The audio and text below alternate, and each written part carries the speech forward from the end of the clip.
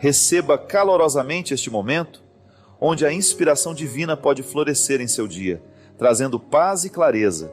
Que essas palavras possam ser um abraço para o seu coração, trazendo conforto e serenidade.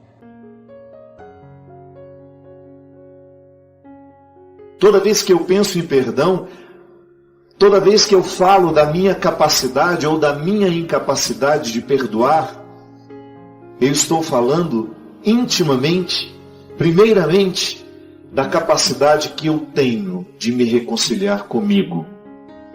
Porque se eu não me reconcilio comigo, se você não se reconcilia com você, dificilmente a gente será capaz de se reconciliar com os outros.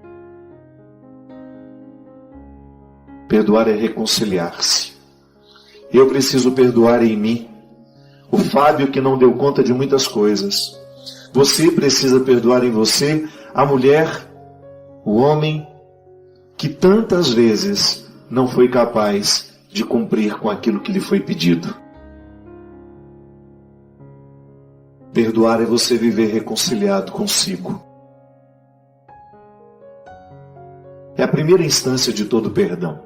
Aliás, a instância de toda a realidade humana tem origem em cada um de nós. Isso não é um pensamento egocêntrico, não é uma forma irresponsável de compreensão da realidade, não. Sempre que você quiser compreender o mundo, compreenda-se.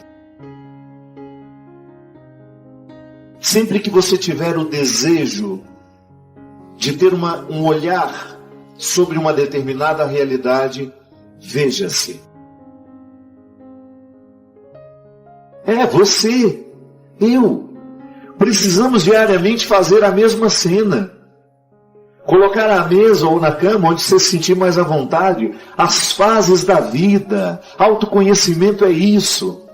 É você ter a oportunidade de saber quem foi você quando criança. Quais eram os seus medos? Quais foram os primeiros momentos mais difíceis da sua história? Quem estava do seu lado? O que você ouviu dessas pessoas? O que lhe traumatizou naquela época? O que lhe libertou também naquela época? Tudo aquilo que nós fomos, nós precisamos tomar conhecimento. Porque às vezes nós queremos perdoar hoje, mas nós não temos a autoridade para perdoar. E você vai entender isso. A autoridade só nos chega através do conhecimento.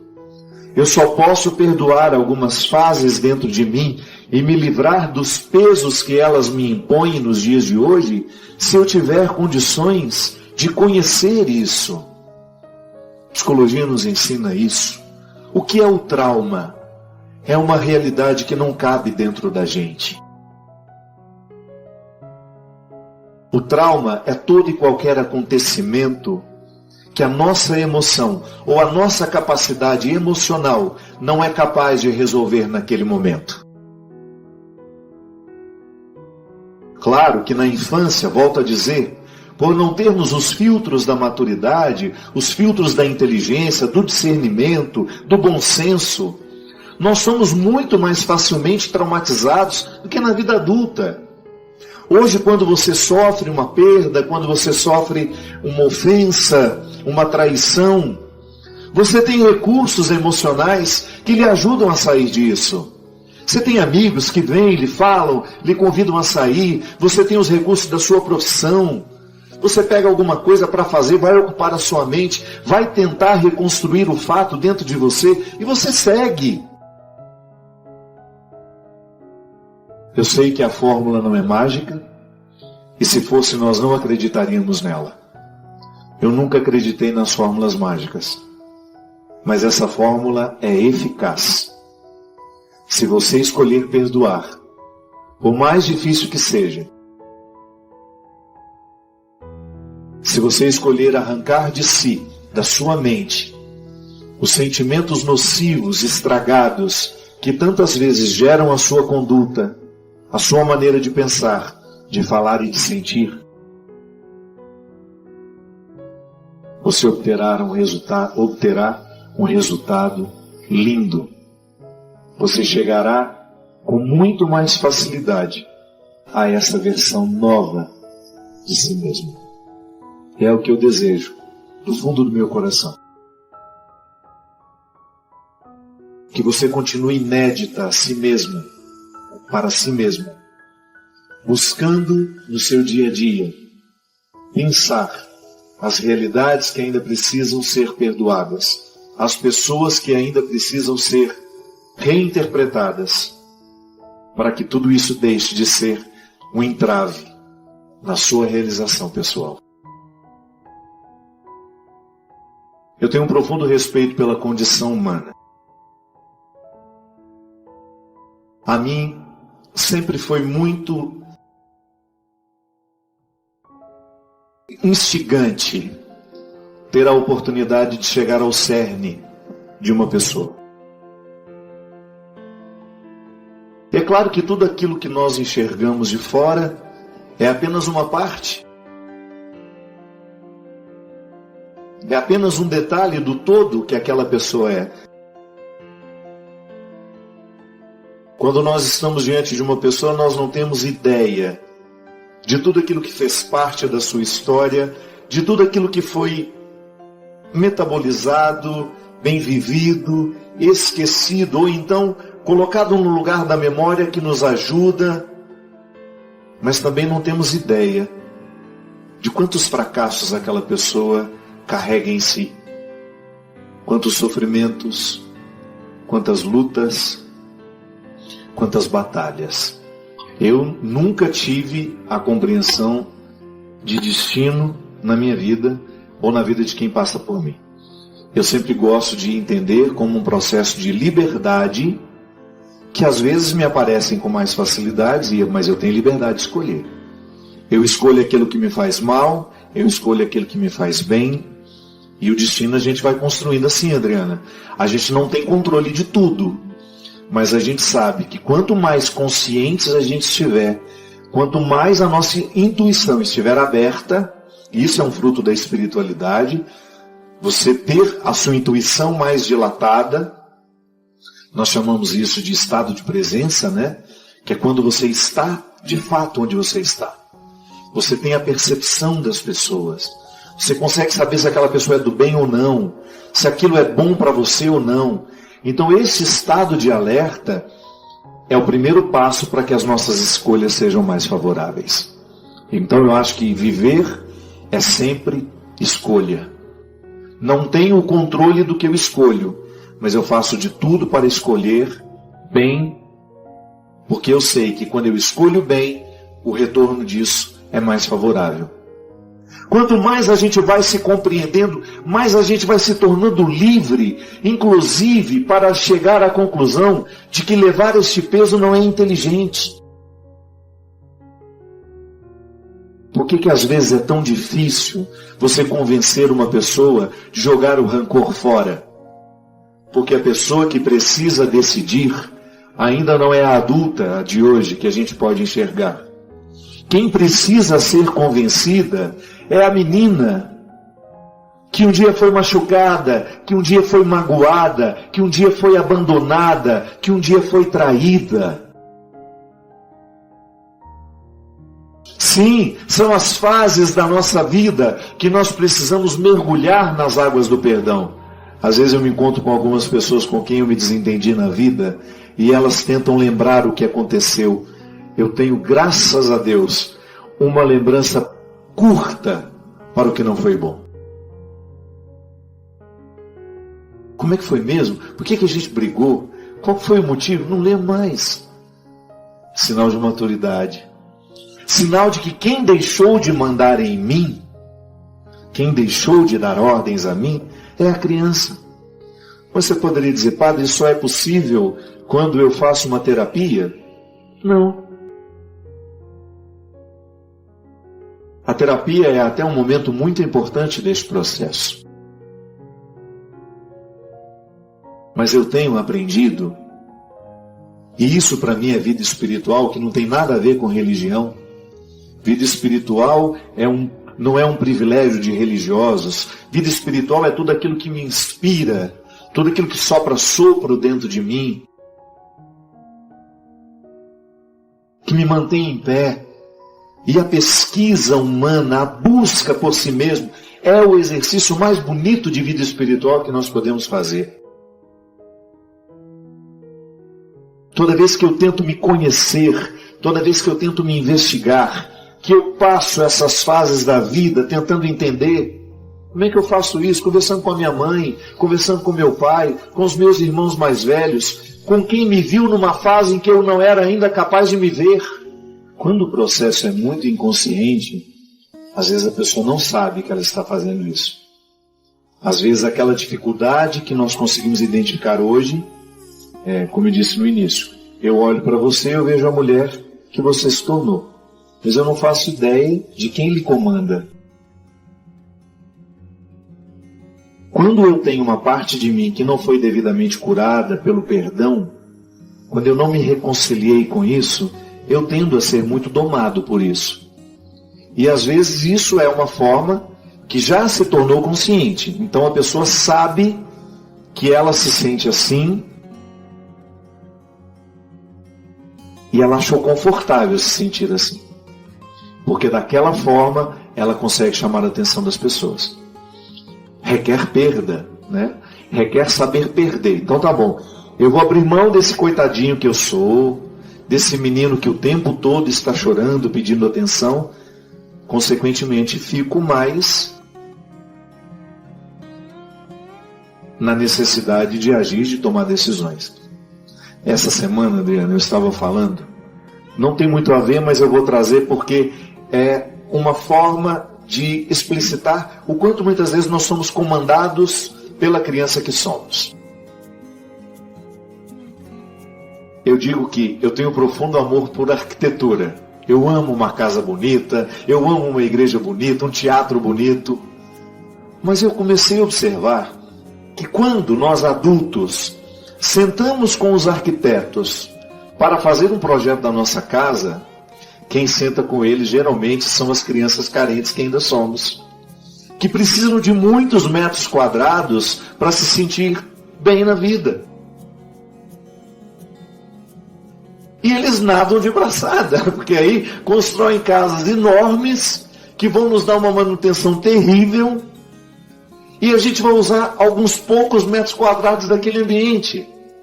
Mas na verdade a casa muito grande, a casas com portas enormes, com salas imensas que dá para abrigar 70 famílias lá dentro, é um pouco fruto da decisão da criança imatura que está dentro de nós. Porque se eu estivesse, claro, eu posso muito bem ser livre e querer uma casa grande, mas aí é o adulto que está decidindo. Não é a criança carente que nunca teve nada e que agora tem, que precisa mostrar para os outros que ela é poderosa, que ela subiu na vida, que ela venceu a pobreza. Não, é disso que eu estou dizendo. Um trabalho que a gente precisa fazer com muitos, e eu faço isso comigo o tempo todo, e muitas pessoas que me procuram para uma direção espiritual, é isso. Tenha coragem de reconhecer em você aquilo que é cômodo manter. Há pessoas, eu acho que quem nos assiste sabe muito bem do que nós estamos falando, descobriu o estado de vítima como um lugar confortável, porque é a partir daquele estado de vítima que ela chama a atenção das pessoas. Mas isso não é viver, isso é semi-vida. Viver é você ficar livre disso. Inclusive para, no momento se você quiser fazer um charme, chamar a atenção de alguém, você está livre e consciente disso. Olha, eu vou fazer um charminho aqui para chamar a atenção do meu marido hoje, ou do meu namorado, da minha namorada. É livre até mesmo para decidir isso. Mas quando isso é um processo inconsciente, é muito sofrimento, porque a pessoa tem aquela postura e não sabe exatamente como fazer para mudá-la. Então nós, na experiência de perdoar e sermos perdoados, eu não tenho dúvida, quem perdoa, embora a voz seja do homem de hoje, quem está de fato perdoando é a criança que em mim ainda tem necessidade de chamar atenção para as suas dores, para os seus traumas, para os seus sofrimentos. Quando eu consigo, por meio da reflexão, do entendimento, entrar em acordo com essas fases e dizer: está tudo certo, a vida não me deve nada, está tudo certo, eu preciso perdoar para seguir. Muitas vezes nós matamos a nossa vida, ou matamos a oportunidade de viver bem, porque nós não somos capazes de fazer a leitura correta do que o tempo está nos pedindo. Que é assim mesmo. Cada dia o tempo vai nos pedir alguma coisa. E é esse olhar atento que vai dando a gente essa condição, essa clareza de perceber o que de fato hoje grita pelo meu nome. O que de fato hoje chama por mim. Qual é a realidade hoje que é inadiável? Minha gente, às vezes nós somos tão negligentes na percepção disso, que às vezes nós desperdiçamos um mês, um ano, 10, 20, colocando o nosso empenho numa realidade que nem era para aquele momento. E é por isso que é tão interessante a gente desenvolver a habilidade de dizer não e de dizer sim. Que essa é uma habilidade que só a maturidade nos traz. Que às vezes, porque somos imaturos, nós não sabemos nem dizer não. Não sabemos olhar as urgências do tempo. Então a gente vive para agradar o outro. Não. Antes de agradar o outro, você precisa perceber o que a vida está pedindo de você. Que nem sempre aquilo que o outro, aquilo que você pode fazer para agradar o outro, está em consonância com aquilo que a vida está pedindo de você. Mesmo que para a gente crescer, nós temos que ter coragem de cortar muitas coisas. A Sagrada Escritura diz: tempo de matar, tempo de fazer nascer. Tudo depende da percepção aguçada que nós precisamos ter para olhar o momento presente e descobrir o que de fato merece o nosso empenho. Quantas vezes eu na minha vida me empenhei no lugar errado, na questão errada? E depois não tem como ser feliz. Não tem como eu descobrir um contentamento sabendo que o meu empenho não foi onde deveria ter me empenhado. Não há possibilidade de eu me sentir realizado, de sentir-me bem com as minhas escolhas. Porque o que vai fazer com que eu me sinta bem é olhar para o contexto das minhas escolhas e ficar confortável com aquilo que foi escolhido. É interessante porque, às vezes, a nossa maneira de viver nos priva até mesmo dessa percepção. Nós estamos muito estranhos a nós. Não é estranho com o outro, não. É estranho a nós mesmos. Estranhos a nós mesmos. O corpo precisa de alma. Sim, eu preciso de sustento para a minha vida. Eu preciso de significar a minha matéria. Eu preciso colocar alma em tudo aquilo que sou eu. Até na casa onde eu moro.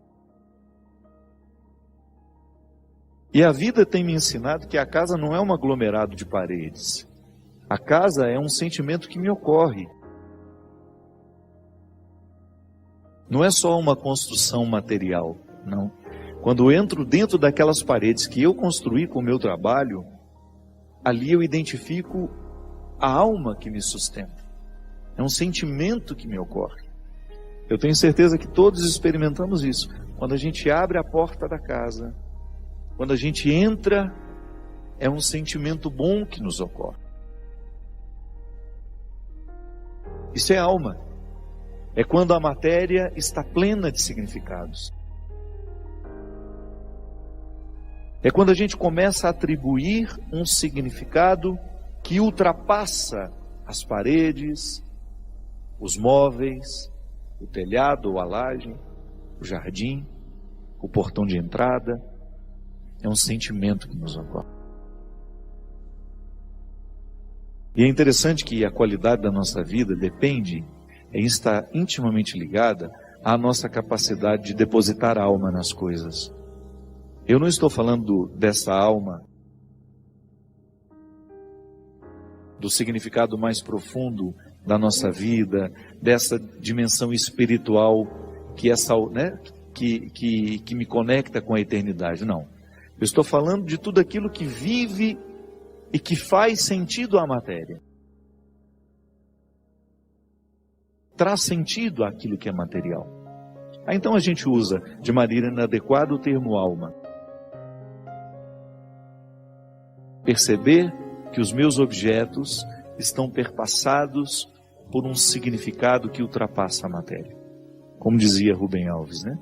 Existem coisas que são mais que coisas, são coisas que nos fazem lembrar. Isso é, virar um sacramental.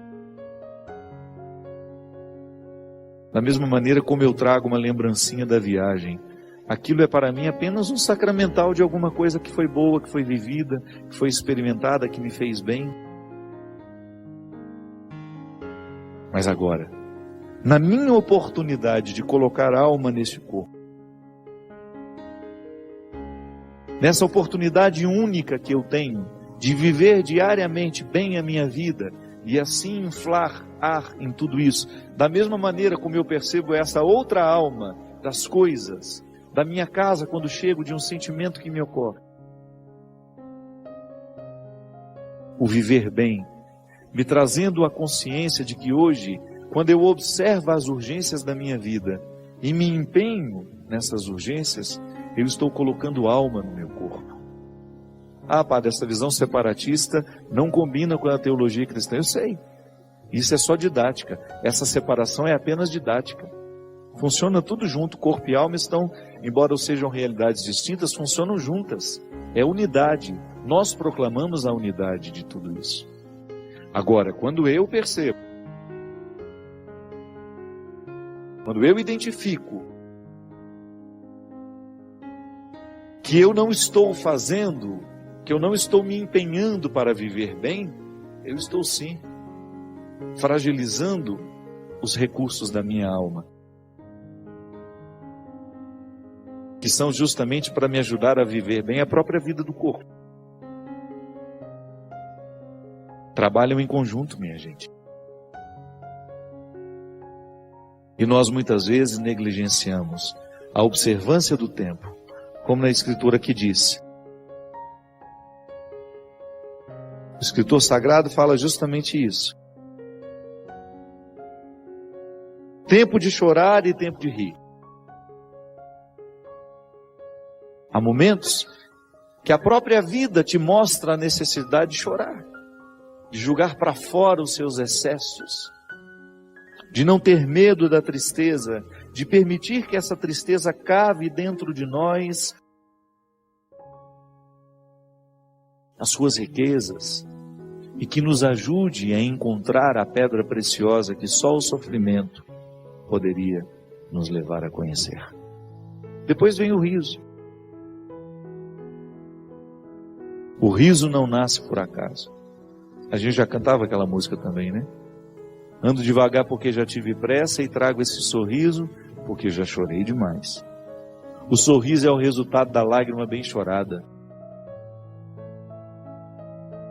O sorriso é o resultado final de um processo de luta que nós estabelecemos, de observar dia a dia qual é o empenho que aquele dia me pede, o que hoje eu preciso fazer para ter o direito do sorriso amanhã. E é bom, você sabe por quê? Porque à medida que nós estamos passando o perrengue, sabendo que ele será construtivo, já nascem pequenos sorrisos ao longo desse processo. Quando a gente fala de um sorriso final, é apenas a metáfora de um processo bem feito, bem vivido. Tempo de abraçar, tempo de se afastar. Quanto sofrimento, né? Em perceber o distanciamento como necessário ao crescimento do outro. É aquele filho que vai embora para estudar. Não dá para reter filhos. Por isso que é tempo de abraçar, é tempo de cuidar, é tempo de estar junto. E vai chegar um momento em que esse afastamento será necessário. para o próprio curso da vida, depois volta.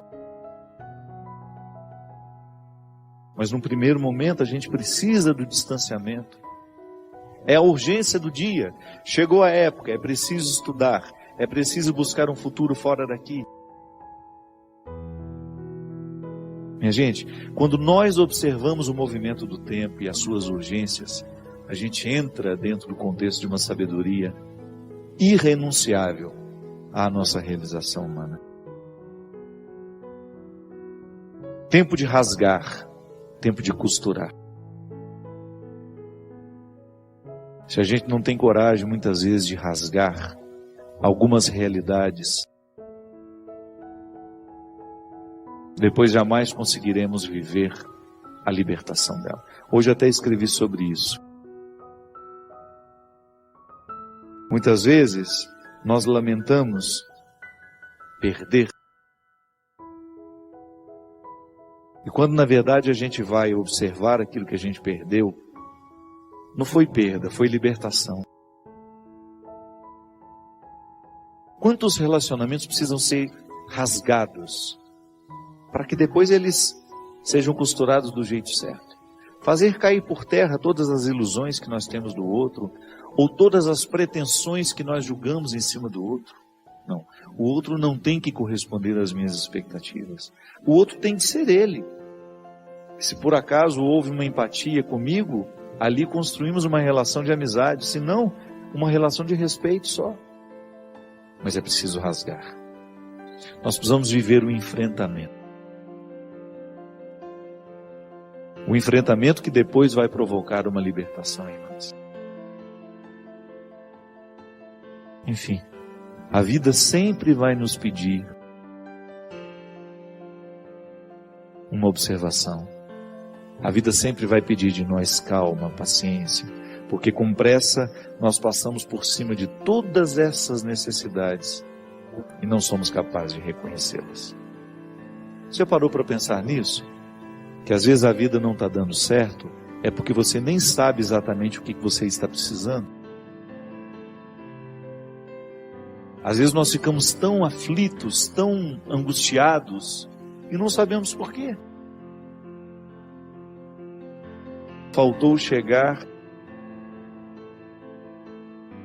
ao ponto-chave. Faltou descobrir o ponto nevrálgico ali, onde de fato está iniciando o conflito. Paciência, né? A gente não tem paciência nem para descobrir o que está nos angustiando. É a nossa pressa, é a vida estranha que nós vamos vivendo. Senhor, fazei-me instrumento de vossa paz. Onde houver ódio, que eu leve o amor.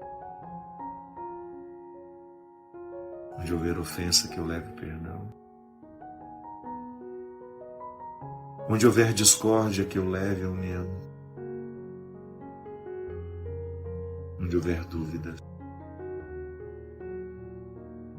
Ó Mestre, fazei que eu procure mais consolar que ser consolado. Compreender que ser compreendido. Amar que ser amado. Pois é dando que se recebe.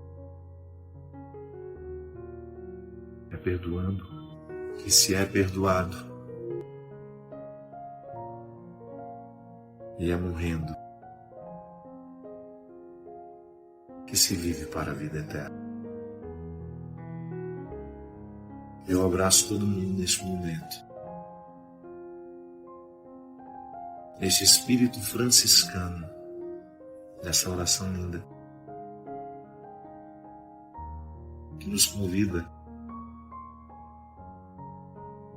a fazer mais pelos outros do que esperamos receber. Neste mundo tão marcado pelo preconceito, pelo ódio,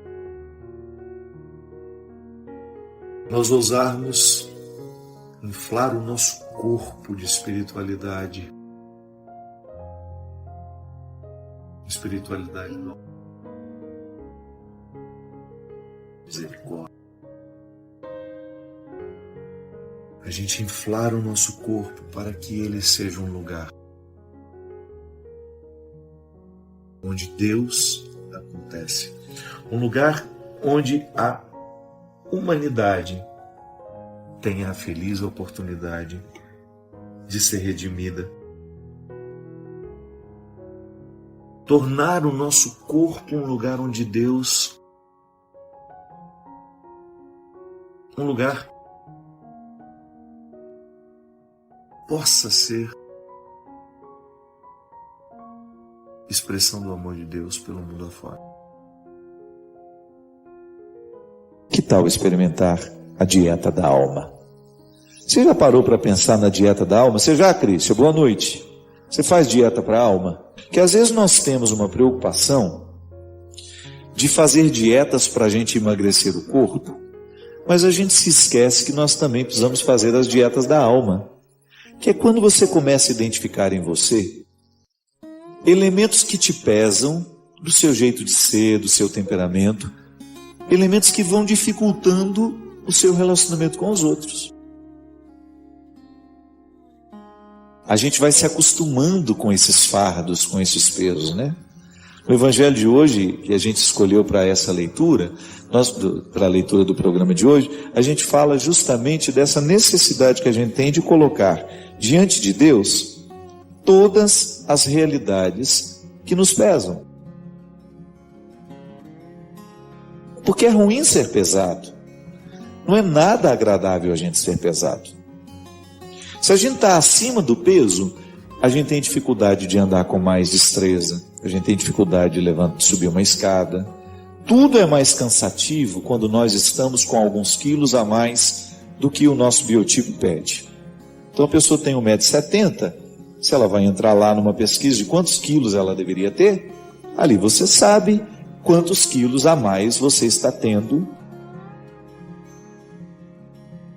E certamente o peso a mais vai dificultar a articulação dos nossos joelhos, os nossos pés. Um corpo que tem 1,70 m não está programado para receber tanto peso. Então a dieta do corpo a gente sabe o que significa. É criar um pouco de vergonha na cara, a gente começar a comer os alimentos mais saudáveis, a gente ter uma atividade física. Mas como é que a gente faz para a gente poder se livrar dos pesos do nosso temperamento, que nos dificultam subir outras escadas? Se o meu corpo pesado me dificulta chegar ao alto de um lugar que eu não consigo chegar porque eu me canso, muitas vezes os pesos da alma também me dificultam chegar no outro, por exemplo. A conviver de maneira saudável, a estabelecer com o outro uma relação amistosa, leve. Então a proposta da Leila é justamente refletir essa arte de ser leve. A gente resgatar valores, por exemplo, como a gentileza. Quando a gente assume a gentileza como uma proposta de vida, nós estamos mergulhando no coração do Evangelho, que é o território, né, da gentileza, da fraternidade, do respeito ao outro. Enfim, tantas coisas que a gente vai assumindo e que vão dificultando essa leveza interior. Ou você que já está consciente da necessidade de viver, né? De ficar um pouco melhor, de livrar-se um pouco desses fardos, aproveite para acelerar dentro de você esse processo. A teologia nos ensina. Deus quer o nosso bem o tempo todo, mas eu preciso dar passos na direção desse. Porque senão o querer de Deus não se realiza em mim. O querer de Deus se cumpre na vida humana à medida em que essa vida humana se dispõe à luta. À medida em que essa vida humana caminha na direção deste bem que Deus quer. É assim que nós fazemos a vontade de Deus se concretizar na nossa vida. O sonho que Deus tem para mim, o sonho que Deus tem para você, passa o tempo todo pela nossa realidade. É na nossa realidade que nós vamos dar passos concretos na direção dessa transformação que nós precisamos viver e experimentar. Cuidado. Você que iniciou na sua vida um processo de mudança e de transformação, cuidado. Jesus foi muito sábio quando nos propôs: vigiai e orai. Falava a respeito da vinda do reino. Mas quem diz que transformar a vida também já não é, de alguma maneira, a gente antecipar a chegada? Hoje, o reino de Deus pode estar presente na história a partir da sua vida. Aquela mudança que você tanto deseja realizar na sua vida, na sua história, antecipa a chegada deste. E é por isso que o nosso estado de alerta nunca cessa, porque há sempre alguma coisa em nós que está precisando passar por uma reforma, por uma transformação. E há sempre alguma coisa em nós que nós precisamos selar com a fidelidade. E esse alerta é justamente para que a gente não perca o fio da meada, para que a gente não se esqueça do compromisso que a gente assumiu antes de ser com o outro, um compromisso com a gente mesmo. A experiência do amor próprio é a primeira realidade que Jesus transforma quando encontra a gente. Quando a gente se deixa encontrar por Jesus, a primeira coisa que Ele realiza na nossa vida é isso. Ele faz a gente voltar a gostar da gente mesmo. Ele faz o amor reacontecer. Aquele que está em Deus precisa voltar. E essa é uma realidade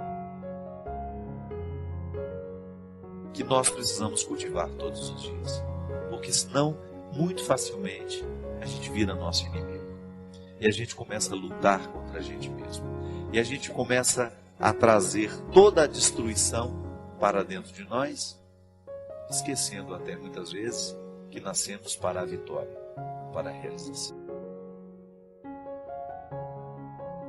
Proclamar a vitória de Deus é um jeito interessante que a gente tem. Primeiramente, reconhecer aquilo que nós esperamos dele. Porque quando a gente proclama a vitória de Deus na nossa vida, nós estamos reconhecendo que em nós há uma parte que a ele pertence. Não que nós sejamos esquartejados, não. Essa totalidade do ser humano consiste em compreender que nele há uma parte irrenunciável que pertence ao sagrado. Território sagrado. É a identidade cristã sendo assegurada nestes detalhes da existência. Quando a gente descobre que dentro de nós há um espaço para a coragem, mas que também há um espaço para a fraqueza. E que na reconciliação dessas duas realidades, porque elas precisam ser reconciliadas o tempo todo, uma vez que ninguém é corajoso sempre, mas ninguém também é um fracote sempre. Nós fazemos a mistura, a transição de o tempo todo a gente se reconhecer em algum lado dessa história. Não te condenes a morrer com os teus defeitos. Coisa mais triste, minha gente, é quando a gente fala assim: eu sou assim e não mudo. Porque quando a gente diz que a gente não vai mudar, de alguma forma a gente já começou a morrer. Porque aquilo que não muda é aquilo que está morto. Por isso que o conceito de santidade é um conceito dinâmico que nos move o tempo todo para a vida. Santo não é aquele que está no definitivo, não. Santo é aquele que está no movimento constante de lutar para ser melhor. Santidade, todos nós somos convidados a viver. E às vezes nós achamos que santo é coisa de gente que já está no altar. Não. Santidade é uma realidade, é uma luta para a qual todos nós estamos convocados. Não tem que ficar se acomodando nos defeitos que a gente tem. É tão bom a gente ter a sensação que cresceu. Erga os olhos, destranca a tua voz. Vem receber novas vestes de luz e proclama comigo a vitória de Deus. Destranca a tua voz. Você que tantas vezes tem medo de dizer, você que tantas vezes tem medo de falar das tuas dificuldades, dos teus limites. É tão bom a gente ter coragem de assumir que a gente é frágil. É tão bom a gente ter coragem de assumir a fragilidade, porque depois dela, a coragem toma conta de nós. E isso é realidade, não é uma conversa fiada, não. Às vezes nós nos empenhamos tanto para vencer, mas a gente esquece de um detalhe pequeno e tão fundamental na vitória. Para a gente alcançar a vitória, nós precisamos o tempo todo fazer a experiência constante de permitir que aquilo que é parte de Deus em nós, que Ele cuide, que Ele alimente. Porque aquilo que é dele, Ele já está fazendo acontecer. Agora, a vitória muitas vezes não ocorre porque falta a nossa disposição de trazer as talhas com água para que Deus faça a água transformar-se em vinho. Este movimento é humano, é decisão humana acreditar na palavra que transforma a água em vinho. Você já parou para pensar quantas realidades humanas você experimenta? Quantas realidades você hoje vive na sua vida que são semelhantes à história do vinho, da água que se transforma em vinho? Quantas realidades humanas você precisaria ter a coragem de apresentar ao Senhor e dizer: ó, essa é minha água, e eu gostaria muito que o vinho acontecesse. Esta é a luta que eu trago, Senhor. É o empenho que eu tenho vivido todos os dias da minha vida, e eu espero pelo teu milagre. Porque eu sei que esse milagre se dá a partir de dois caminhos, o meu e o seu, que num determinado momento se juntam. São dois gestos que têm o poder de transformar e de acontecer e de fazer aquilo que antes parecia impossível. Causas impossíveis, nós costumamos dizer.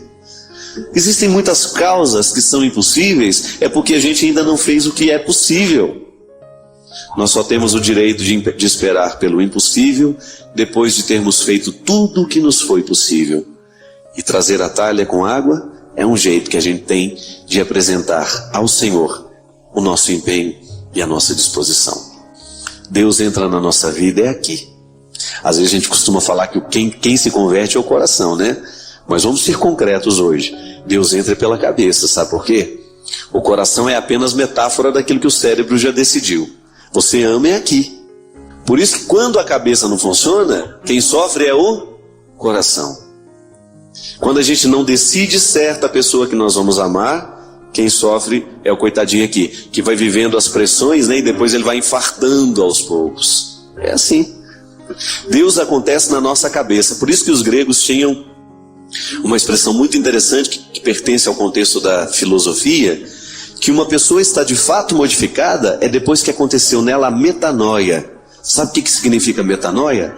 Mudança de mentalidade. Aquilo que antes girava para a direita, agora gira para a esquerda. Isso é conversão. O nosso raciocínio conseguiu englobar algumas realidades que antes ele não englobava. Aí a gente pensa com mais amplitude. E às vezes as coisas vão mal na nossa vida é porque falta visão mesmo. Falta a gente pensar diferente. Porque Deus acontece na nossa vida quando a gente pensa. Deus acontece na nossa vida quando nós agimos pelo bom senso. Ou quando nós começamos a colocar a vida a partir de algumas reflexões. Ou quando nós começamos a viver de maneira mais refletida. Aí a gente começa a abrir os horizontes para aquilo que antes parecia tão estreito. Aí nós começamos a acender luzes em lugares que antes estavam tão escuros. E é isso que nós queremos fazer. Como administrar o ciúme? Eu tenho me tornado cada vez mais possessiva. Possessiva com meu marido, sobretudo com os meus filhos. Enfrento essa dificuldade no meu dia a dia e não sei se é a idade que está pesando sobre mim. Tenho muito medo de ficar sozinha. E com isso, tenho me apegado excessivamente aos meus filhos. Eles já estão na idade de saírem de casa, mas muitas vezes não saem porque eu fico impedindo essa partida que será inevitável, pois os dois já estão um com o projeto de ir para São Paulo e o outro para ir para Florianópolis. Me ajude.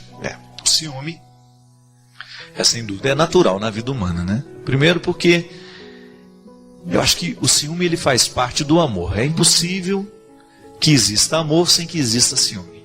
Não é nenhum problema a gente reconhecer que sente ciúme. O ciúme é um desequilíbrio que nasce naturalmente. O que é o amor? O amor é aquela sensação que nós temos de aconchego, de lugar conquistado, não é assim? O amor que a gente sente nos dá este conforto. O ciúme é toda vez que passa pela nossa cabeça a possibilidade de perder aquele conforto. Então é natural que nasçam inseguranças toda vez que a gente ama. Agora, primeira coisa, a gente precisa ter consciência de que o ciúme existe. Nós não podemos negá-lo. Então, Rosana, o primeiro passo é esse, é você reconhecer. Porque o grande problema é quando a gente lida com o ciumento que não se assume, que não reconhece. E é uma dificuldade muito grande para a gente reconhecer isso. Eu tenho ciúme de você. Eu tenho medo de te perder. Então, identificar que muitas vezes o ciúme não tem motivos. Ele é fruto de uma bobagem. Porque se há um amor verdadeiro, se há um vínculo estabelecido, você precisa confiar na segurança deste vínculo. É meu amigo, é meu irmão, é o namorado, é a namorada, é o marido, é a esposa. Todos os vínculos, eles correm o risco de passarem pelo processo da insegurança. Agora, a gente precisa administrar bem. E ciúme de pai e mãe com os filhos, ele pode ser um ciúme castrador. Ele impede muitas vezes a pessoa de ir além, de conquistar um espaço. Porque isso também é perigoso. Quando a gente diz que ama, a gente precisa, no avesso dessa revelação, garantir ao outro liberdade. A gente não pode acreditar num amor que não dê liberdade, que não permita. Não é assim? Então a mãe, que sabe que ele precisa estudar, que ele precisa ir buscar um futuro, e em nome desse amor, ela quer proteger demais e impedir que o outro vá conquistar o seu espaço, então nós estamos diante de um amor nocivo. Porque a gente também precisa dessacralizar isso, né? Que às vezes a gente acha que o amor de mãe é perfeito. Não, não é não.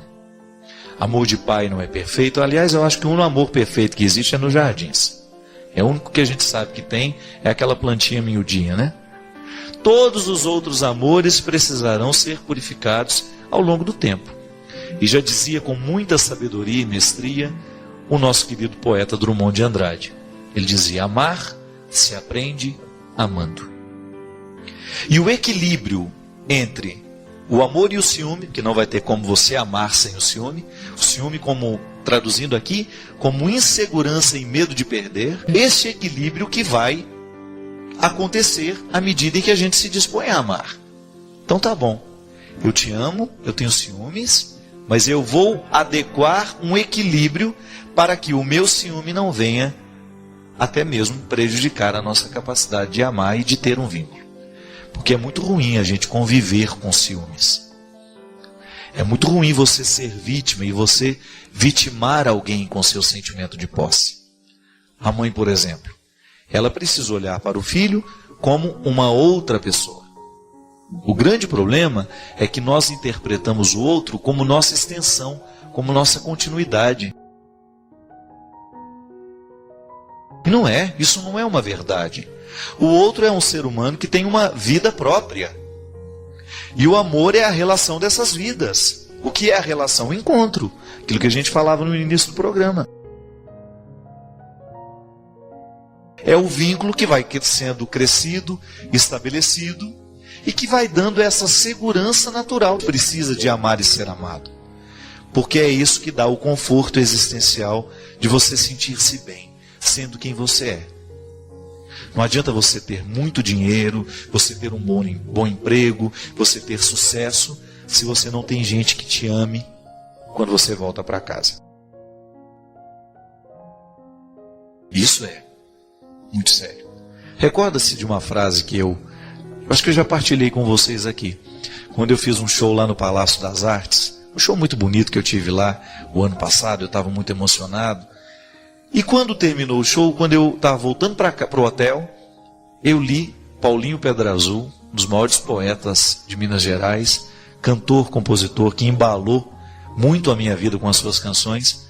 É um grande amigo meu hoje, mandou no meu celular assim: que muito mais que ter 2.000 pessoas te aplaudindo, você tem alguns poucos amigos que possam lhe receber depois do aplauso. Isso é muito verdadeiro, minha gente. De nada vale você conquistar, alcançar, chegar longe, se você não tem alguém que te olha de perto. Tudo aquilo que você alcançou longe, que você foi distante, que você ultrapassou barreiras, fronteiras, só tem sentido se tem alguém que te olha de perto. E essa proximidade, a intimidade da nossa casa, né? Isso é importante demais. A gente estar cercado de pessoas que a gente confia, de pessoas que você sabe que te amam, que não vão envenenar a sua comida, né? Ou que não tramarão contra você. Defenderão de cunhas e dentes, né? Os bons amigos são assim, né? Eu posso até falar mal dos meus amigos para eles, mas não deixo que o outro fale. Não é assim? É o amor. É o equilíbrio estabelecido. E o ciúme é muitas vezes a tentativa, né, a tentação humana de desmoronar isso tudo por causa de um desequilíbrio. Não. O amor, ele faz bem demais à vida humana porque ele nos coloca nessa segurança. Mas você, toda vez que sentir essa tentação de pensar que o outro é o ponto total do seu equilíbrio, não destrave essa compreensão. Não precisa ser assim. O ciúme nasce muitas vezes da interpretação errada que nós fazemos do outro. O outro não é você. O outro não é a sua continuidade. E amar consiste em você olhar para o outro, mesmo distante, sabendo que você tem a proximidade com ele também. E por isso que a gente sempre volta para ficar ao lado das pessoas que nos deixam livres. Se insiste demais para ser seu amigo, é natural que você não queira. Porque o amor, a amizade, só nascem de processos naturais, de afinidades que vão acontecendo. Se existe insistência demais, não tem o encanto, não é? E a amizade não é assim, não. Eu quero ser seu amigo, eu quero ser seu irmão. Não, não é assim. A vida, de vez em quando, dá aquela oportunidade do encontro, encontraram de verdade, não foram peso um para o outro, e aí as coisas nascem naturalmente. O ciúme é aquela tentativa de acorrentar o outro, é a tentativa de fazer o outro ser a sua extensão, ser a sua continuidade, é impedi-lo de ser quem ele é. Minha gente, às vezes nós temos a doce ilusão de que nós queremos ser amigo do outro, mas na verdade nós queremos usá-lo como nosso troféu. É horrível isso. Mas muitas pessoas vão se aproximar de você, não é porque querem ser sua amiga, não. É porque querem te ter na mão como se você fosse um troféu. Eu sou amigo de fulano de tal. Bobagem isso. Os vínculos mais antigos, por isso, ontem eu escutei isso. Eu, por exemplo, tenho muitos vínculos novos, muitas pessoas que entraram na minha vida. Mas até nessas novidades eu já descubro alguma coisa antiga. É como se tivesse anos e anos e anos de convivência. Agora, olhe para os seus vínculos mais antigos. Quantos prevaleceram? Aí você vai entender. Você já teve ciúme, você já teve a tentação de possuí-los, entendeu que não precisava possuir para ter. E que o amor nasce dessa gratuidade.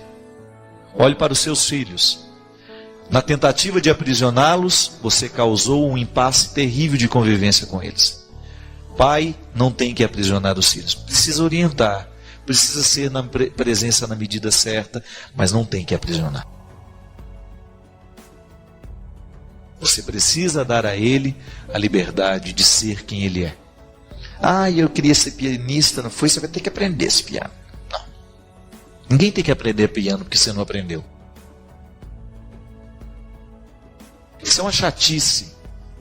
Isso acontecia 10, 20 anos, 30, 40 anos atrás. Ninguém tem paciência de fazer uma coisa em nome do outro. Isso é bobagem. Seu filho tem aptidões diferentes. Seu filho tem mundo diferente, cabeça diferente. O que você é com aquilo que a cria das suas carnes é. Isso é amor. É a disposição de estabelecer o vínculo para a vida inteira, mesmo que a gente seja diferente um do outro. O ciúme é a tentativa de segurar o outro em nós e muitas vezes impedir de que o outro seja ele mesmo. Como administrar o ciúme? Eu tenho me tornado cada vez mais possessiva. Possessiva com meu marido, sobretudo com os meus filhos. Enfrento essa dificuldade no meu dia a dia e não sei se é a idade que está pesando sobre mim. Tenho muito medo de ficar sozinha. E com isso, tenho me apegado excessivamente aos meus filhos. Eles já estão na idade de saírem de casa, mas muitas vezes não saem porque eu fico impedindo essa partida que será inevitável, pois os dois já estão um com o projeto de ir para São Paulo e o outro para ir para Florianópolis. Me ajude. O ciúme sem dúvida é natural na vida humana, né? Primeiro porque eu acho que o ciúme ele faz parte do amor. É impossível que exista amor sem que exista ciúme. Não é nenhum problema a gente reconhecer que sente ciúme. O ciúme é um desequilíbrio que nasce naturalmente O que é o amor?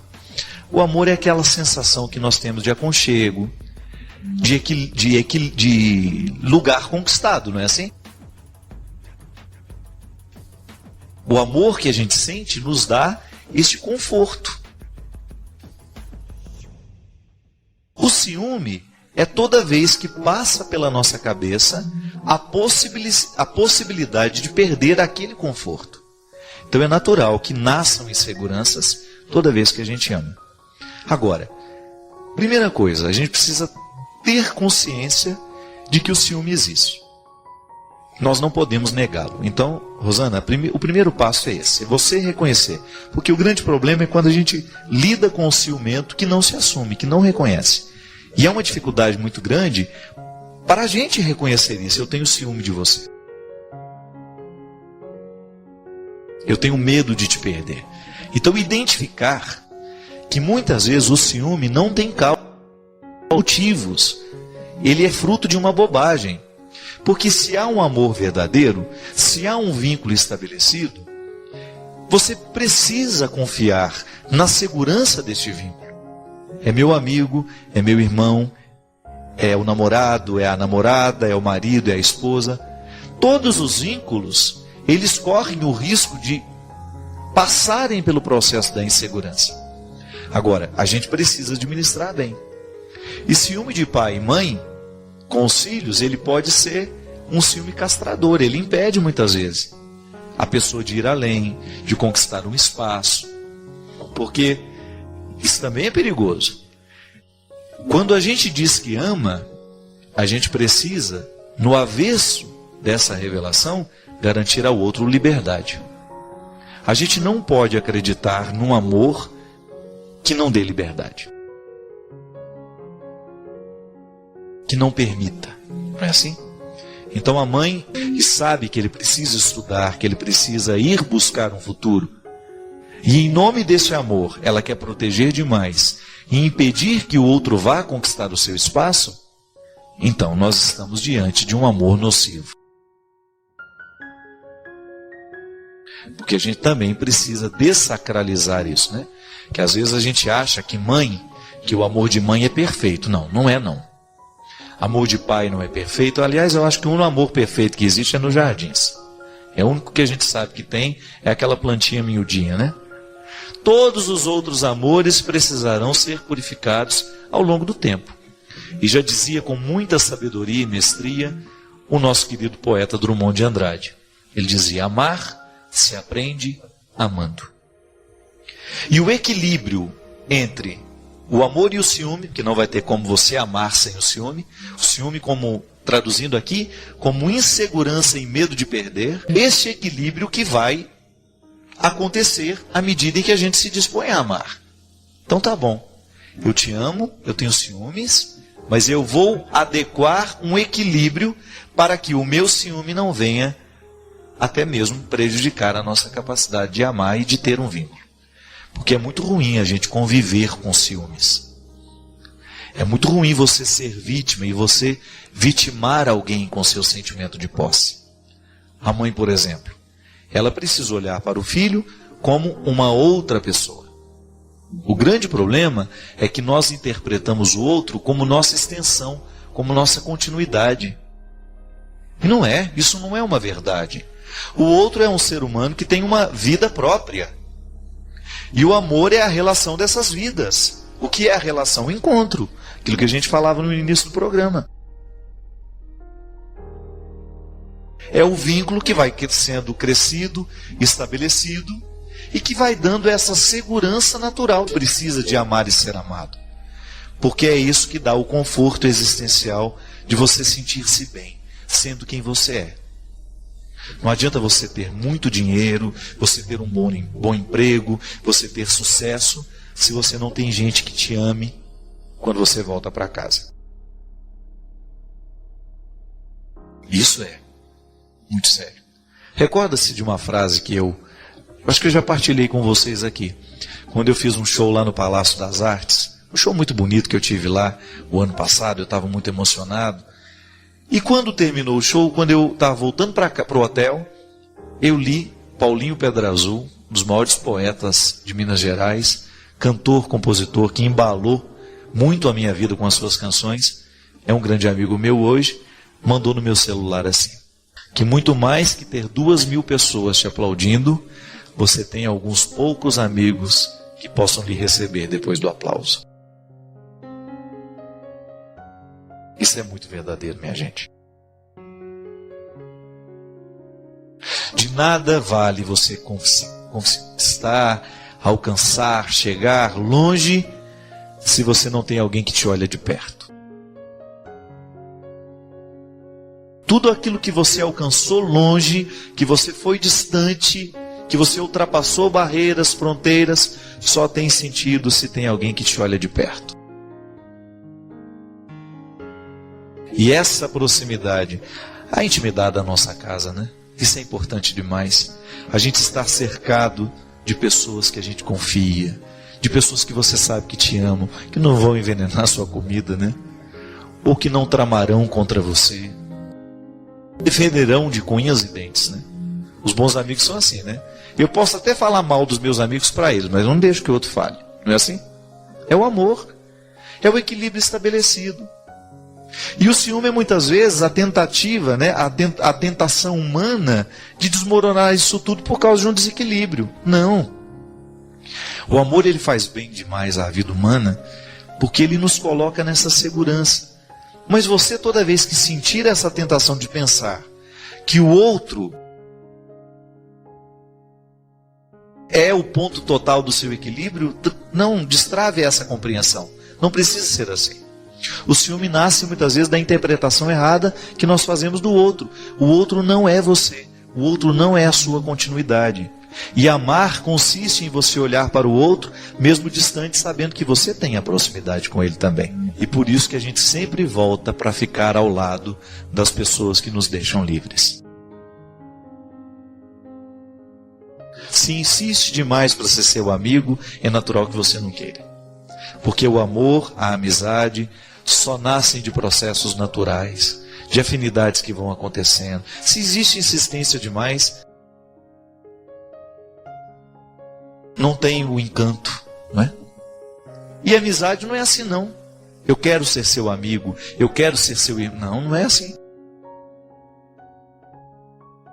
A vida, de vez em quando, dá aquela oportunidade do encontro, encontraram de verdade, não foram peso um para o outro, e aí as coisas nascem naturalmente.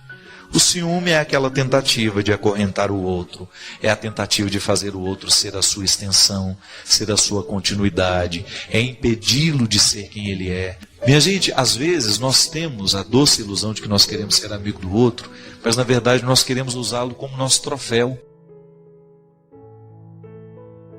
É horrível isso.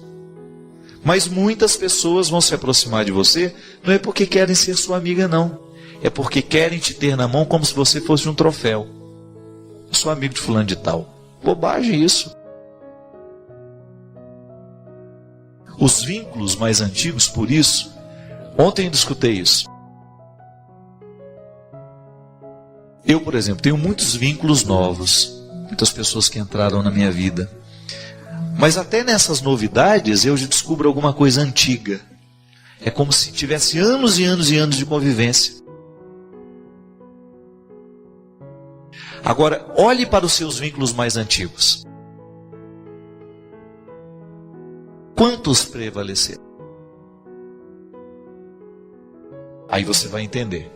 Você já teve ciúme, você já teve a tentação de possuí-los, entendeu que não precisava possuir para ter. E que o amor nasce dessa gratuidade. Olhe para os seus filhos.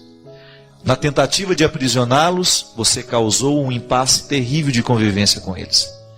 Pai não tem que aprisionar os filhos. Precisa orientar, precisa ser na presença na medida certa, mas não tem que aprisionar. Você precisa dar a ele a liberdade de ser quem ele é. Ah, eu queria ser pianista, não foi? Você vai ter que aprender esse piano. Não. Ninguém tem que aprender piano porque você não aprendeu. Isso é uma chatice. Isso acontecia 10, 20 anos, 30, 40 anos atrás. Ninguém tem paciência de fazer uma coisa em nome do outro. Isso é bobagem. Seu filho tem aptidões diferentes. Seu filho tem mundo diferente, cabeça diferente. O que você é com aquilo que a cria das suas carnes é. Isso é amor. É a disposição de estabelecer o vínculo para a vida inteira, mesmo que a gente seja diferente um do outro. O ciúme é a tentativa de segurar o outro em nós e muitas vezes impedir de que o outro seja ele mesmo. Muitas vezes nós matamos a nossa vida, ou matamos a oportunidade de viver bem, porque nós não somos capazes de fazer a leitura correta do que o tempo está nos pedindo. Porque é assim mesmo. Cada dia o tempo vai nos pedir alguma coisa. E é esse olhar atento que vai dando a gente essa condição, essa clareza de perceber o que de fato hoje grita pelo meu nome. O que de fato hoje chama por mim. Qual é a realidade hoje que é inadiável? Minha gente, às vezes nós somos tão negligentes na percepção disso, que às vezes nós desperdiçamos um mês, um ano, 10, 20, colocando o nosso empenho numa realidade que nem era para aquele momento. E é por isso que é tão interessante a gente desenvolver a habilidade de dizer não e de dizer sim. Porque essa é uma habilidade que só a maturidade nos traz. Que às vezes, porque somos imaturos, nós não sabemos nem dizer não. Não sabemos olhar as urgências do tempo. Então a gente vive para agradar o outro. Não. Antes de agradar o outro, você precisa perceber o que a vida está pedindo de você. Porque nem sempre aquilo que o outro, aquilo que você pode fazer para agradar o outro, está em consonância com aquilo que a vida está pedindo de você. Mesmo que para a gente crescer, nós temos que ter coragem de cortar muitas coisas. A Sagrada Escritura diz: tempo de matar, tempo de fazer nascer. Tudo depende da percepção aguçada que nós precisamos ter para olhar o momento presente e descobrir o que de fato merece o nosso empenho. Quantas vezes eu na minha vida me empenhei no lugar errado, na questão errada? E depois não tem como ser feliz. Não tem como eu descobrir um contentamento sabendo que o meu empenho não foi onde deveria ter me empenhado. Não há possibilidade de eu me sentir realizado, de sentir-me bem com as minhas escolhas. Porque o que vai fazer com que eu me sinta bem é olhar para o contexto das minhas escolhas e ficar confortável com aquilo que foi escolhido.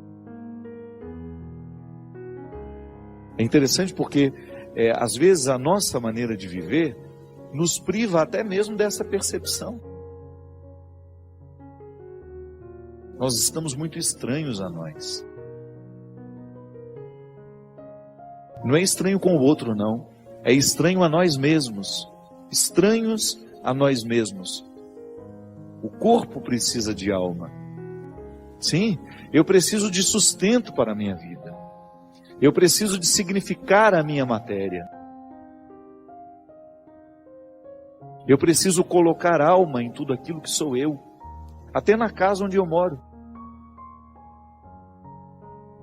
E a vida tem me ensinado que a casa não é um aglomerado de paredes.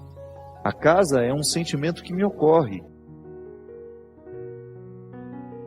Não é só uma construção material, não. Quando eu entro dentro daquelas paredes que eu construí com o meu trabalho, ali eu identifico a alma que me sustenta. É um sentimento que me ocorre. Eu tenho certeza que todos experimentamos isso. Quando a gente abre a porta da casa, quando a gente entra, é um sentimento bom que nos ocorre. Isso é alma. É quando a matéria está plena de significados. É quando a gente começa a atribuir um significado que ultrapassa as paredes, os móveis, o telhado ou a laje, o jardim, o portão de entrada. É um sentimento que nos ocorre. E é interessante que a qualidade da nossa vida depende, está intimamente ligada à nossa capacidade de depositar alma nas coisas. Eu não estou falando dessa alma,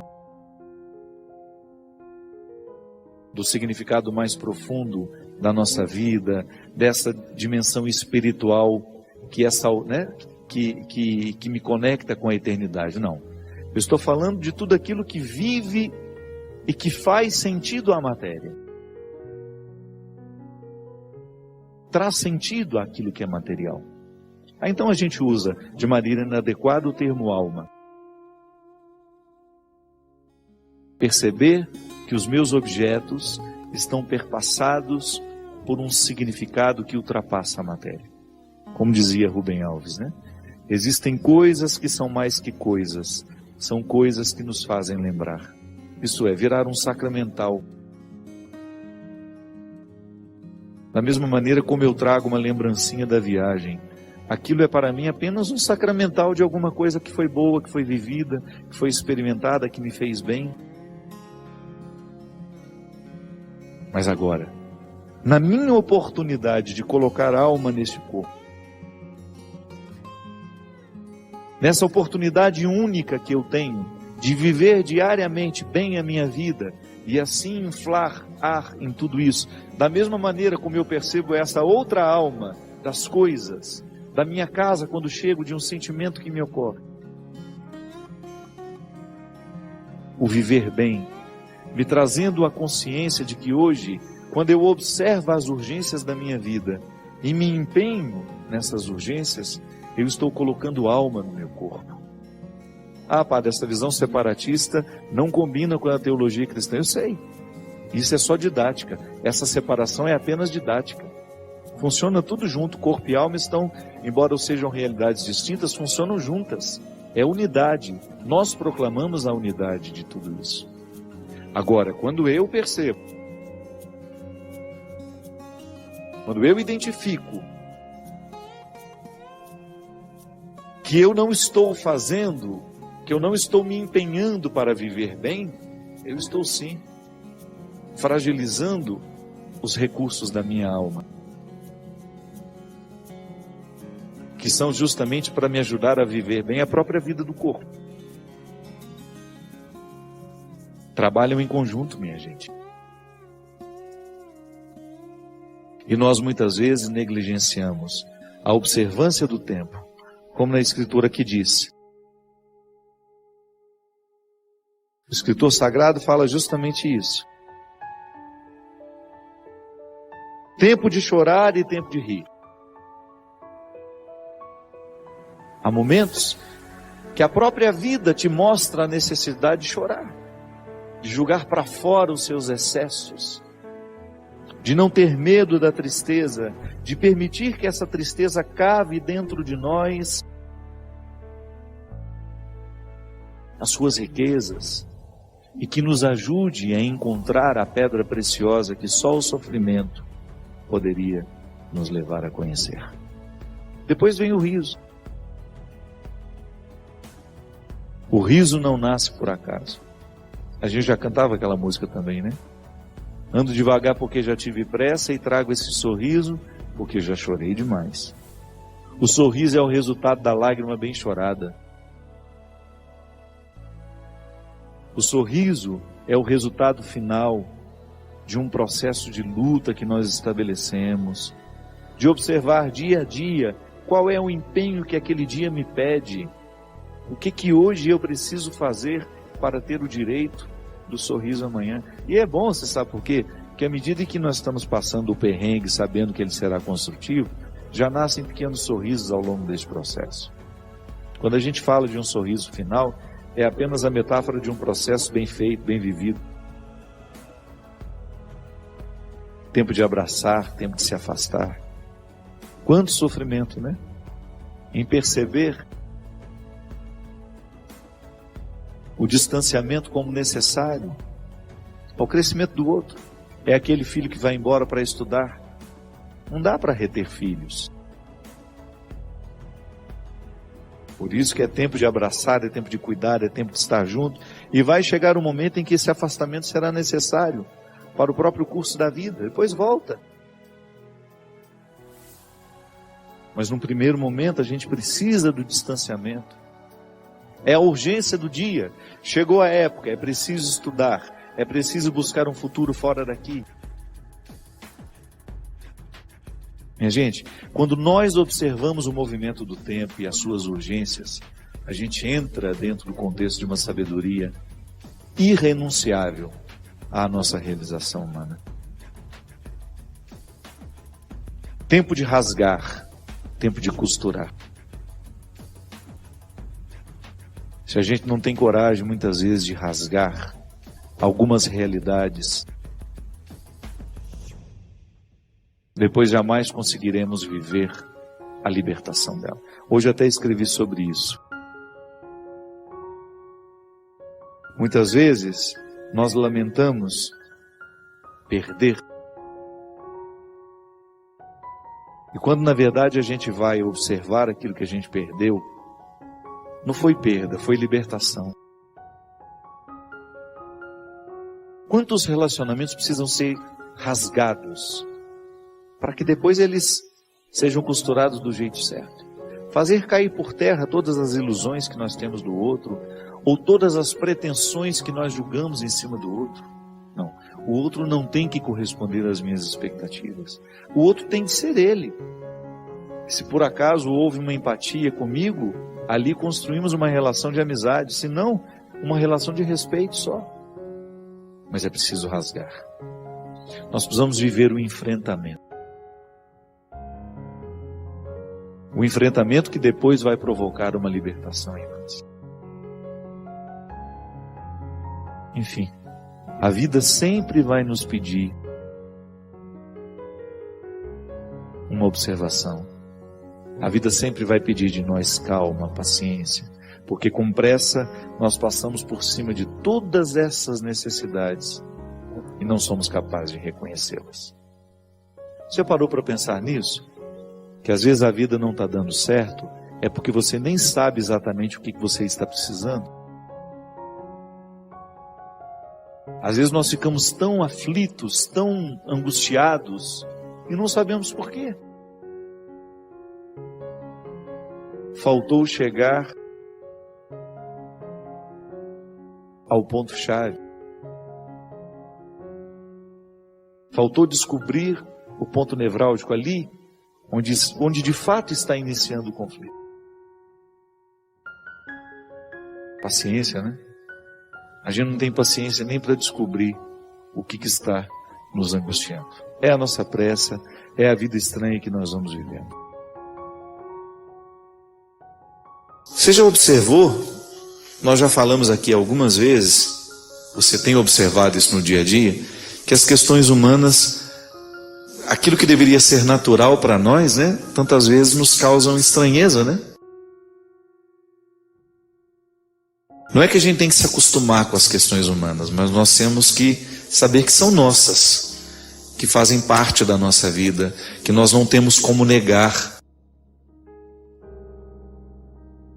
Aquilo que é o elementar, né, da nossa vida. O livro Quem Me Roubou de Mim, ele fala justamente da possibilidade de nós colocarmos nos cativeiros, por causa do nosso amor, as pessoas. É muito natural nos dias de hoje a gente roubar e ser roubados. Um roubo que você não tem como denunciar na delegacia, você não tem como ir dizer ao delegado, olha, este homem roubou minha alegria, né? Ou esta mulher roubou a minha esperança. São roubos que você não tem como provar que o outro realizou. Você não tem como chegar numa delegacia de polícia e dizer, o meu marido retirou aquilo que eu tenho de mais sagrado, aquilo que eu tinha de mais sagrado, que era a minha capacidade de acreditar em mim. Ou este namorado retirou de mim aquilo que eu possuía de mais precioso, que era a minha dignidade, sem nunca ter sofrido uma agressão física, né? São agressões, são as violências veladas. E esta estranheza do que é humano tem sido um roubo que o mundo está fazendo de nós, porque não são só as pessoas que nos roubam, as mentalidades que prevalecem, né? Os programas que nós assistimos, os livros que lemos, modificam quem a gente é, modificam para melhor e modificam também para pior. Qual foi a grande mudança que a Revolução Industrial trouxe para a sociedade? Foi a maneira, ela modificou a maneira de produzir os produtos que fazem parte da nossa vida, né? A Revolução Industrial, ela retirou aquela maneira artesanal de se produzir as coisas. A partir da Revolução nós tivemos a produção em série. Então você tinha uma máquina que substituiu a pessoa humana e aquela máquina fazia 1000 livros ao mesmo tempo, um exemplo, né? 1000 livros a cada 10 minutos. Essa produção em série, ela acabou repercutindo no nosso jeito de viver. Ela modificou também o nosso jeito de interpretar os nossos relacionamentos. Por quê? Pode parecer uma bobagem, né? A vida artesanal, ela acaba tendo uma influência na nossa maneira de pensar. Se você pega, por exemplo, uma pessoa que mora na zona rural, que tem de fazer, que no dia a dia tem todo um contexto artesanal. É ela mesma que planta verdura, é ela mesma que rega, ela mesma que colhe, que prepara. A família está toda envolvida dentro de um contexto artesanal. É claro que ela tem uma maneira específica de pensar, uma maneira muito própria de pensar a vida, que passa pela vida artesanal que ela vive, pelo trabalho. E nós muitas vezes, minha gente, estamos tão mergulhados num contexto de pressa, de urgências, que a gente acabou produzindo também o nosso amor em série. A gente perdeu a capacidade de cultivar artesanalmente os nossos relacionamentos. A gente tem hoje uma necessidade, como no passado, de amar e ser amado, mas o contexto social em que nós estamos inseridos nos priva, muitas vezes, de fazer com que os vínculos sejam construídos. Então, por isso nós estamos ficando estranhos a nós mesmos, porque nós estamos negados em questões elementares, fundamentais, que jamais poderiam ser negadas. Uma delas é, por exemplo, o tempo para você refletir quem você é, as escolhas que você está fazendo, o mundo que você está vivendo, né? O que você está fazendo da sua vida. Muitas vezes as pessoas trabalham tanto, entram dentro de um ritmo de trabalho tão assustador, e não é só trabalho, de atividades, né? Ela sai, ela se desloca, e com aquela pressa ela está vendo e-mail, ela está no Twitter, ela está no Facebook, ela tem urgência de se comunicar, aquilo que poderia ser muito bem resolvido amanhã, ela tem urgência de resolver hoje. Ela vai perdendo tempo para aquilo que é o artesanal. Ela vai ficando impossibilitada de lidar com ela mesma. E depois, na primeira dificuldade que tem, ela vai dizer que está em depressão, porque ela não sabe mais ser triste. Isso tem sido uma característica dos dias de hoje. Nós estamos achando que tristeza não pode fazer parte da vida, que nós temos que estar felizes o tempo todo, que nós temos que estar alegrinhos o tempo todo. Isso é mentira, isso é uma falácia dos dias de hoje. Eu tenho sim o direito de estar triste, eu sim tenho o direito de estar decepcionado, e eu tenho o direito de alimentar essa tristeza e essa decepção de maneira que seja um tempo saudável para que depois eu saia daquilo realmente curado. Hoje uma pessoa, se ela passa 2 noites sem dormir, ela já começa a tomar um remédio para dormir, ao invés de ir investigar o motivo de não estar dormindo, não é verdade? São as soluções fáceis nos dias de hoje. Nós não estamos mais dispostos a lidar com o que é humano. Então, uma mãe perdeu o filho, ela está vivendo o pior momento da vida. Ela está passando pelo desgaste emocional, físico, de ter de sepultar um filho.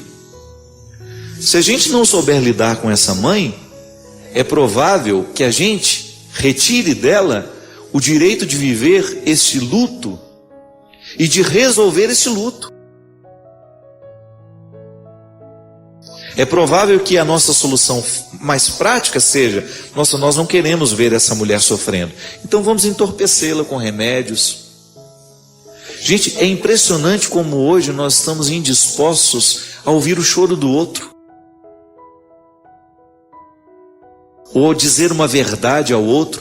Como nós calamos facilmente o nosso choro, ainda que ele não tenha cumprido o seu papel. Como nós estamos indispostos à tristeza do outro, nós queremos logo alegrá-la, nós queremos logo que ela saia daquele momento. Gente, nós estamos ficando estranhos a nós mesmos. Nós estamos desaprendendo de lidar de maneira sábia com aquilo que é humano. A tristeza, a morte, o sofrimento, essa eterna busca pela juventude que não vai ter fim nunca, né? Que nós estamos sofrendo disso, de juventude crônica. É impressionante como às vezes você encontra uma pessoa de 70 anos querendo viver como se tivesse 30. Querendo ter a aparência de uma pessoa de 30. Eu não estou dizendo, você sabe, eu não sou hipócrita. Que nós temos que envelhecer bem, temos, né? Temos que fazer uma atividade física para a gente envelhecer com bastante massa muscular, porque isso vai fazer diferença nas suas dores do futuro.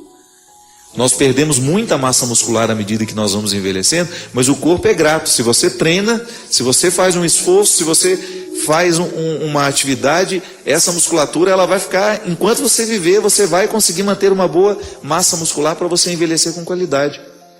O problema é quando nós não administramos bem os limites que são naturais da idade. Tudo bem, aos 50 eu não vou poder fazer as mesmas coisas que eu fazia aos 30. E eu tenho que encarar esse processo de perda como algo natural. Eu não posso ficar insistindo, né, em não querer que os efeitos do tempo aconteçam. Os efeitos do tempo estão aí. E a sabedoria consiste em nós lidarmos com ele de maneira que eles estejam ao nosso favor. Volto a dizer, nós estamos indispostos ao processo natural de sermos quem somos. E isso precisa mudar. Porque senão nós vamos criar para nós um processo injusto, doloroso, que nunca vai nos permitir, né, essa satisfação, essa realização. Eu acho que a palavra é sempre essa, de nós estarmos realizados com aquilo que a vida está nos oferecendo, e nós temos condições de transformar sempre o que a vida nos oferece em algo positivo e saudável. Eu desejo que você, nas suas lutas, você tenha sempre o direito e a possibilidade de retirar os seus excessos, para você ver diante dos seus olhos a sua verdade fundamental. Sem exageros, só você. E a partir disso, você reencontrar o caminho da vida. Obrigado pelo seu carinho, pela sua atenção, e que Deus abençoe muito você. Que Deus derrame sobre o seu coração, sobre a sua casa, sobre a sua vida, a disposição que caracterizou o coração de Nossa Senhora. Para que, exemplo dela, a gente também possa ser um cristão de verdade, levando sempre Jesus no colo para apresentá-lo àqueles que ainda não o conhecem. Derrame sobre nós a bênção do Deus Todo-Poderoso, Pai, Filho e Espírito Santo. O Senhor esteja ao nosso lado para nos defender, dentro de nós para nos proteger, diante de nós para nos conduzir e acima de nós para nos abençoar. Que esta proteção maravilhosa de Deus nos liberte e nos defenda de todo o mal e nos dê alegria. Em nome do Pai, e do Filho, e do Espírito Santo. Amém.